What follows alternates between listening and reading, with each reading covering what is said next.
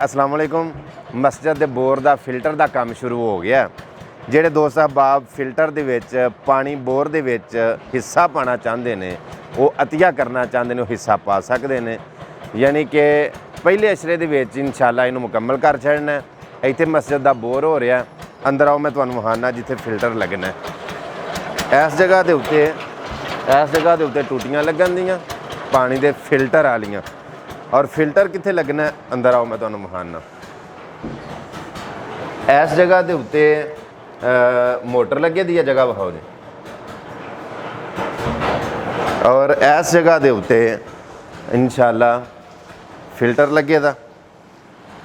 इस जगह के उत्ते फिल्टर फिट हो जाएगा। एक छोटी जी रवायत सुनाना चाहना। नबी पाक सल्लल्लाहु अलैहि वसल्लम की खिदमत विच हज़रत साद रज़ी अल्लाह तआला अन हो गए तो आखन लगे या रसूलल्लाह मेरी वालदा मुहतरमा वफात पा गई ने, तो मैं उन्हां दे वास्ते सदका करना चाहना, तो सब तो अफजल सदका केड़ा है? नबी सल्लल्लाहु अलैहि वसल्लम ने फरमाया साद अगर अपनी वालदा मुहतरमा वास्ते तुसी अतिया सदका करना चाहते हो तो सब तो अफजल सदका पानी का सदका है। तुसी उन्हां वास्ते पानी का कुआं खदवा दिओ, खूह कढा दिओ। सो हज़रत साद रज़ी अल्लाह तआला अन्हो ने अपने वालदैन वास्ते, अपनी वालदा वास्ते पानी का सदका अतिया किया। और वो फरमाया गया कि ये उम्मे साद यानी कि साद की माँ के नाम का कुआं है। जिन्नी देर तक लोग पानी पीते रहन तो साद की माँ को इसका स्वाब मिलता रहेगा।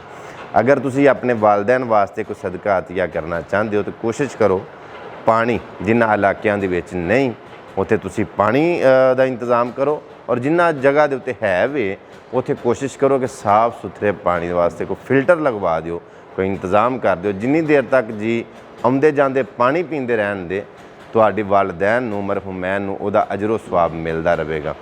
उस तो अलावा ये वे कि इस मस्जिद की यानी कि तामीर दे विच साडे पिंड वालियां ने बड़ा अच्छा किरदार अदा किया। बिलखसूस हाजी साहब ने पूरी लगन दे नाल बड़ी मुहब्बत के नाल बुनियादां तो लैके ते आखिर तक माशाअल्लाह बड़ी जिम्मेदारी के नाल काम किया।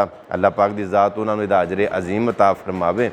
और कोई चंदा सदका खैरात लैके नहीं, उन्हें अपने कोलों अपनी मदद आप दे दैत किया।